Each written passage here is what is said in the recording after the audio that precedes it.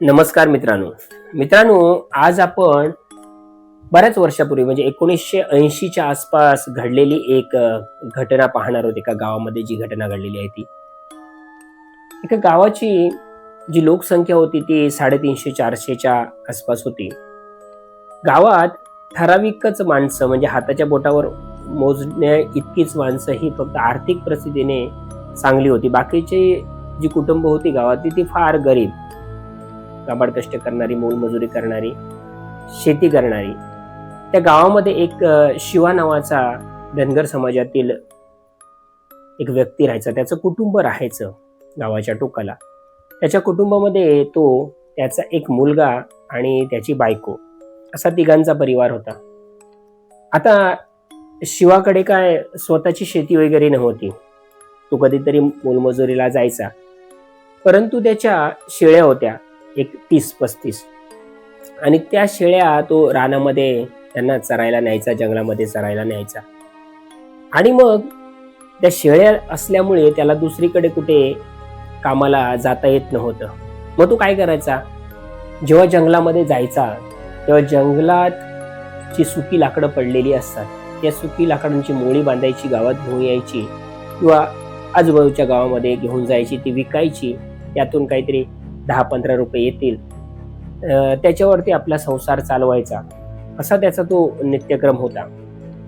कधी कधी तो स्वतःच्या मुलगा जवळजवळ 10 वर्षाचा होता, कधी कधी त्या मुलाला देखील तो जेव्हा शाळेला सुट्टी असायची तेव्हा तो जंगलामध्ये घेऊन जायचा. त्यानंतर दिवसभर ते लाकडं जमा करायचे आणि संध्याकाळी येताना मग ती मोळी बांधून घेऊन यायची आणि गावात विकायची. हा जेव्हा शेळ्या घेऊन जंगलामध्ये जायचा तेव्हा आता परत समजा सकाळी जर गेला 8-8:30च्या दरम्यान, तर परत जेवायला हा येत नसे.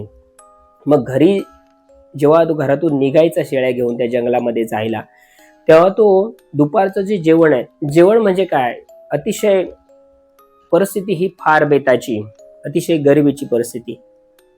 जेवणाचा डबा म्हणजे काय, एखादी भाकर ज्वारीची, नाचणीची, तांदळाची किंवा त्याच्यासोबत एखादा कांदा, हेच त्याचं, मिरची, असंच त्याचं जे जेवण होतं दुपारचं जे होतं ते होतं. कारण फार गरीब होता तो. तर जातानाच तो एका कापडी पिशवीतून हे सगळं घेऊन जायचा, दुपारी जेवायचा आणि संध्याकाळी मग शेळ्यांना 5-6 वाजता घेऊन यायचा. असं त्याचा तो दिनक्रम होता. एके दिवशी हा शेळ्यांना घेऊन त्या जंगलामध्ये गेला होता आणि मोळ्या वगैरे म्हणजे लाकडं जमा करून मोळ्या त्याने 2-3 बांधून ठेवल्या होत्या. आणि आता जेवणाचा वेळ झाला आणि जेवणाचा वेळ झाल्यानंतर एक अशी ती जंगलाकडे जाणारी जी पायवाट होती, म्हणजे जी गावातून पुढे जंगलाच्या उंच भागावरती गेली होती, त्या पायवाटेने त्या जंगलातलं जे पाणी होतं ना, ते पाणी वाहत वाहत खाली गावापर्यंत यायचं आणि तिथूनच ती पायवाट अशी तयार झाली होती. आणि माणसं मग म्हणजे क्वचितच जायची माणसं, तर ती माणसं त्याच पायवाटेने वरती जायची.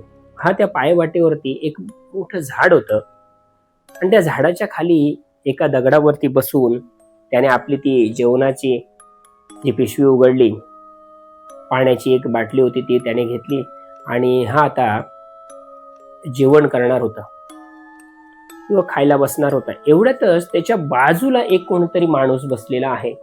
तो 50-1 वर्षाचा वयाचा आहे, पुरुष माणूस असा बसलाय असं त्याला दिसलं. तर ह्याला ते आश्चर्य वाटलं की एवढा वेळ मी ते या ठिकाणी लाकडं गोळा करतोय किंवा माझ्या शेळ्या इकडे तिकडे चरतायत, परंतु ह्या माणसाला मी आतापर्यंत बघितलं नव्हतं. आणि आता जेव्हा मी जेवायला बसलो तेव्हा हा माणूस बसलाय, म्हणजे तो असा दोन्ही पायाच्या ढोपरामध्ये असं डोकं टेकून तिथे बसलेला होता.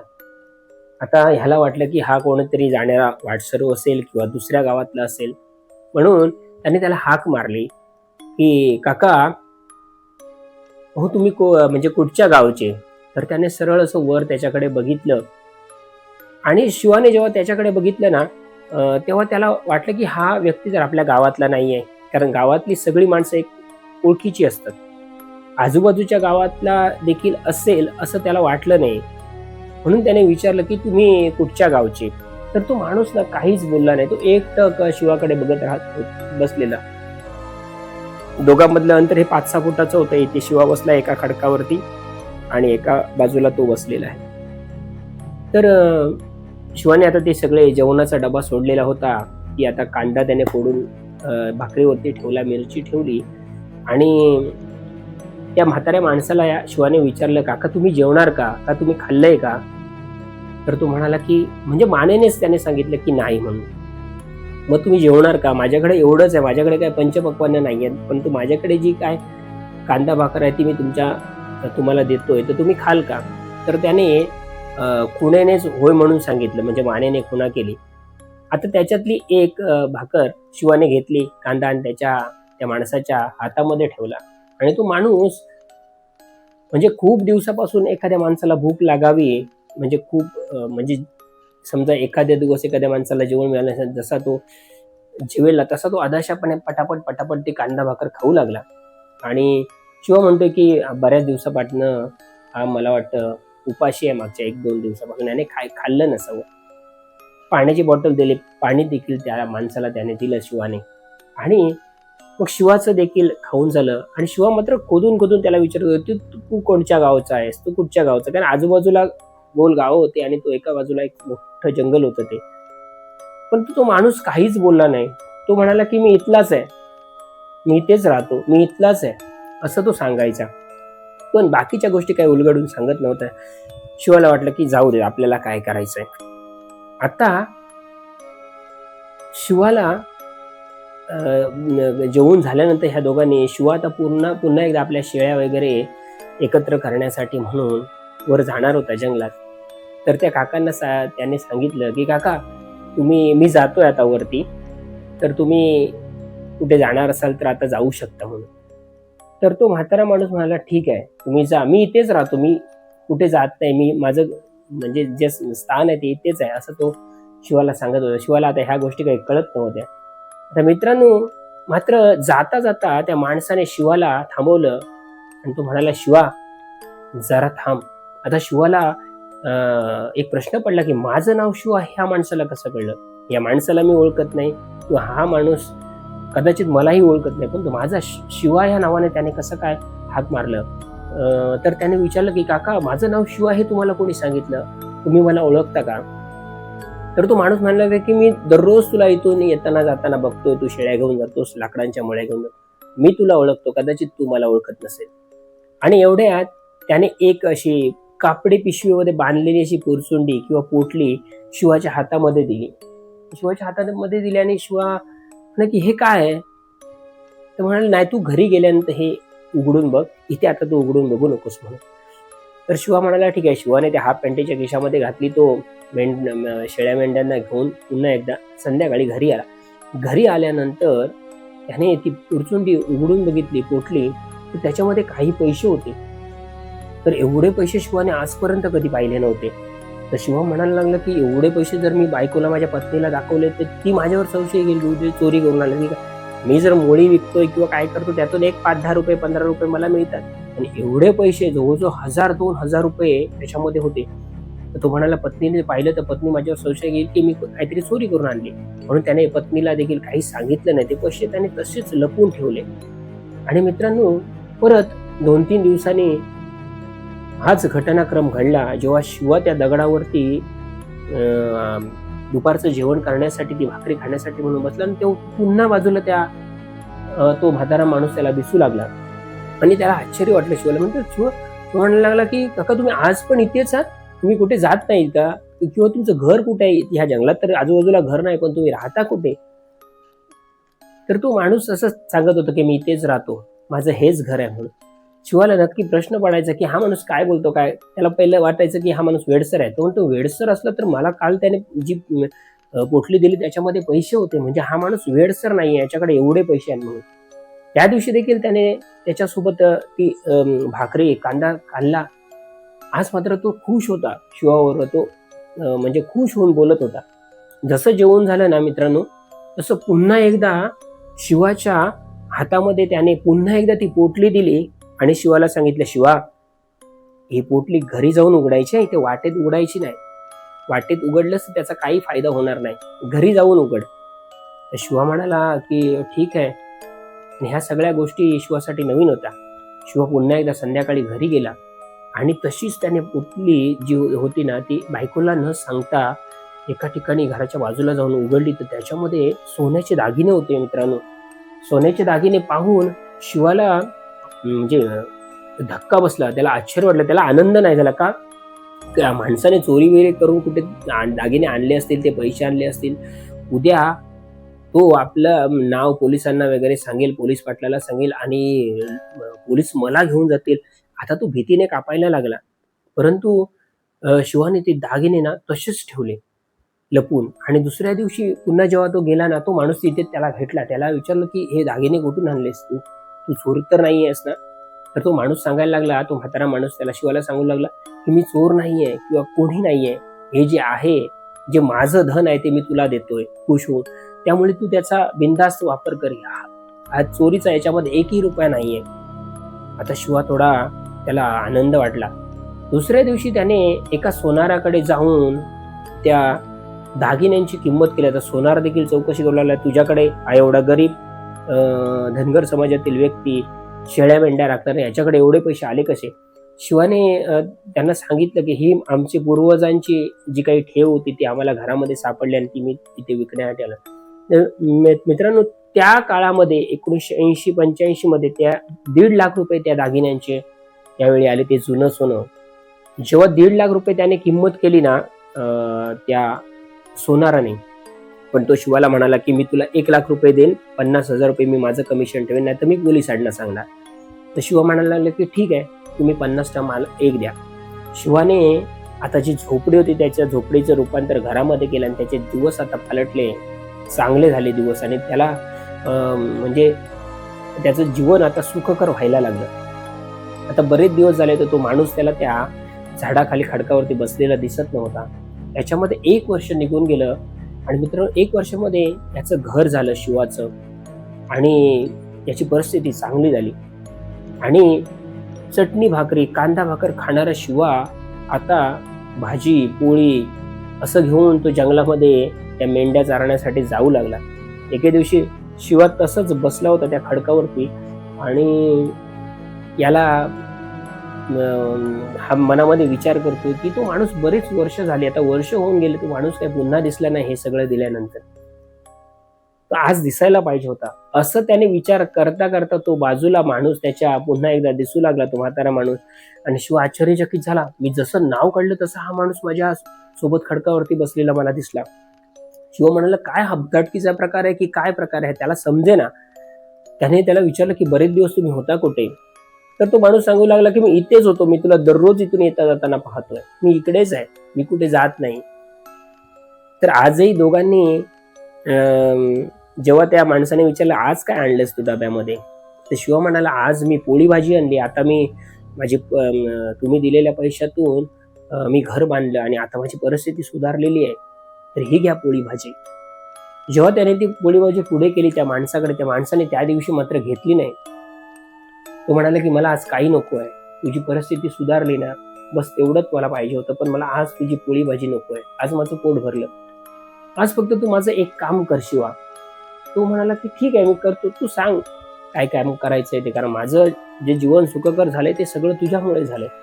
तो म्हणायला लागला की इथे जी मी बसलोय ना ह्या झाडाखाली, त्या झाडाखाली 1.5 ते 2 फूट तू खड्डा खण आणि त्याच्यामध्ये धन लपवलेलं आहे, ते तू घे म्हणून. तर तो माणूस असं सांगितलं आणि शिवाला सांगितलं की हे काम कर, मग तू बघ तुझे दिवस आणखी याच्यापेक्षा चांगले होतील म्हणून. तर शिवा म्हणाला ठीक आहे, आजपर्यंत जसं जसं याने करायला सांगितलं तसं मी केलं आणि माझे दिवस चांगले आहेत, हे देखील आपण करू. शिवाने दुसऱ्या दिवशी फावडं आणि कुदळ घेऊन तो टिकाव घेऊन वगैरे जंगलामध्ये गेला आणि जेव्हा त्याने तिथे खणायला सुरुवात केली ना, तेव्हा तो माणूस तिथे त्याला दिसू लागला, तो म्हातारा माणूस. आणि तो सांगत होता की इथे खण, जरा इकडे खण, या बाजूला थोडंच खण.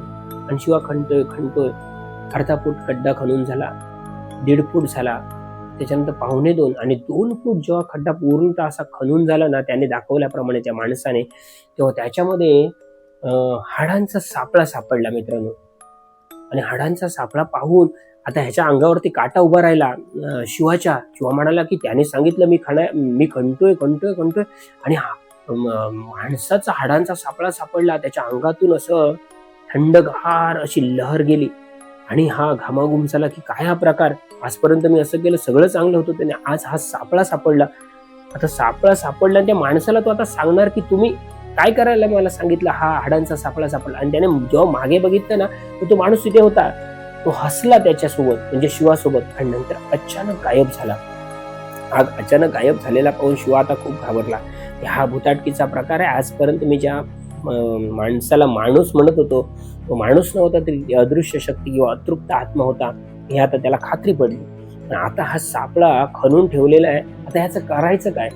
शिवा तसा अनपड, त्याने खणलेला सापळा तसाच त्या खड्ड्यामध्ये ठेवला आणि तो धावत धावत गावामध्ये आला. गावामध्ये आल्यानंतर गावातल्या एक दोन जाणत्या व्यक्तींना आणि त्यांनी सांगितलं की अशी घटना झाली, मी जिथे खणत होतो ना, तिथे मला हाडांचा सापळा सापडलाय जंगलामध्ये, आणि तो माणसाच्या हाडाचा सापळा. तर त्या माणसाने, जी जाणती माणसं गावातली वरती आली जंगलामध्ये, त्यांनी पाहिलं तर खरोखर हाडाचा सापळा आहे. आता करायचं काय? त्यांनी सांगितलं की हे गोष्टी पुरोहिताला सांगितलं पाहिजे, कारण हा हाडाचा सापळा जर माणसाचा असेल तर त्याच्यावरती काहीतरी क्रियाकर्म केलं पाहिजे.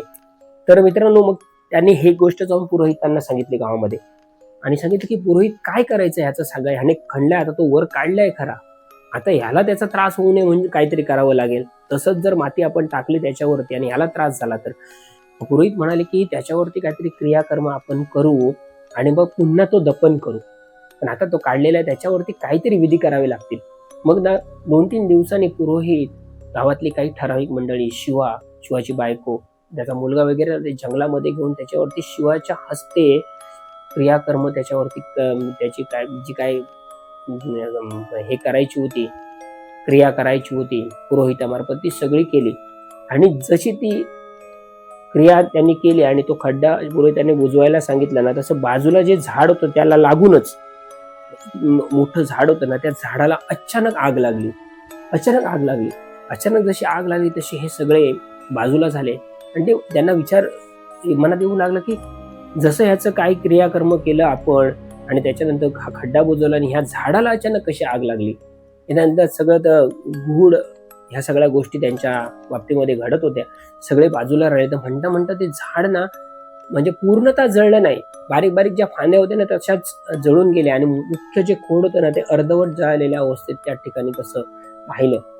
आणि मित्रांनो, त्यानंतर मग तो खड्डा बुजवून वगैरे सगळे मग परत आले. आता शिवाला झोप लागेना की माझ्या हातून काय घडलंय. तो माणूस एवढे दिवस मला दिसत होता, 1 वर्ष, सव्वा वर्ष झालं, त्याने मला हे चांगले दिवस देखील दाखवले, पण शेवटी ही अशी घटना त्याने माझ्याकडून का करून घेतली हे त्याला काही कळेना. आणि त्याची झोप उडाली, त्याला रात्री झोप लागेना ह्या सगळ्या विचारामुळे. म्हणून ह्या गोष्टी कोणाला विचाराव्या?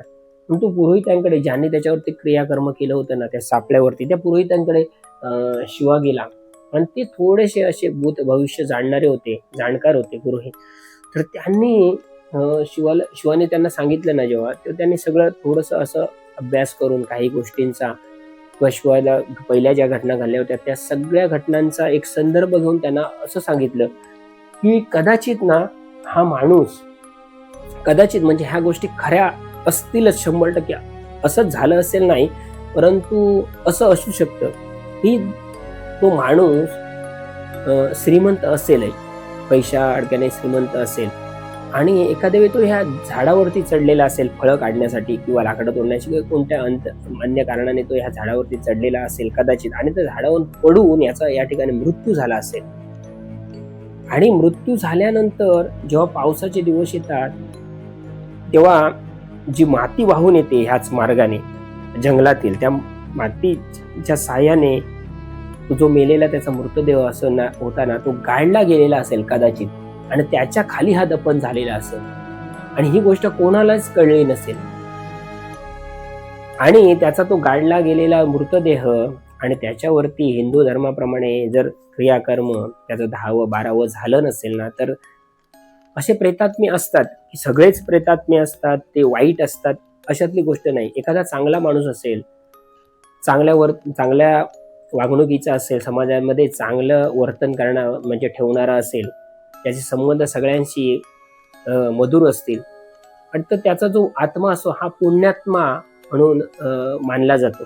तर असा एखादा व्यक्ती असेल ना, तर त्याला तो सगळा गाडला गेल्यामुळे, त्याच्यावर क्रियाकर्म झाल्यामुळे त्याला सद्गती मिळाली नाही, आणि ती सद्गती कोणाकडून तरी ते क्रियाकर्म करून आपल्याला मिळावे यासाठी ह्या सगळ्या गोष्टी तुझ्या बाबतीमध्ये वर्ष 6 वर्षामध्ये घडला. तो तुला दिसला, त्याने तुला धनसंपत्ती दिली, चांगलं केलं आणि शेवटी त्याला जो मोक्ष हवा होता किंवा मोक्ष म्हणता येणार सद्गती जी त्याला हवी होती ना, तर ती सद्गती त्याने तुझ्याकडून प्राप्त करून घेतली आणि तो सद्गतीला लागला असं माझं म्हणणं आहे. परंतु ही गोष्ट 100% अशीच असेल असं नाही, परंतु असं असू शकतं.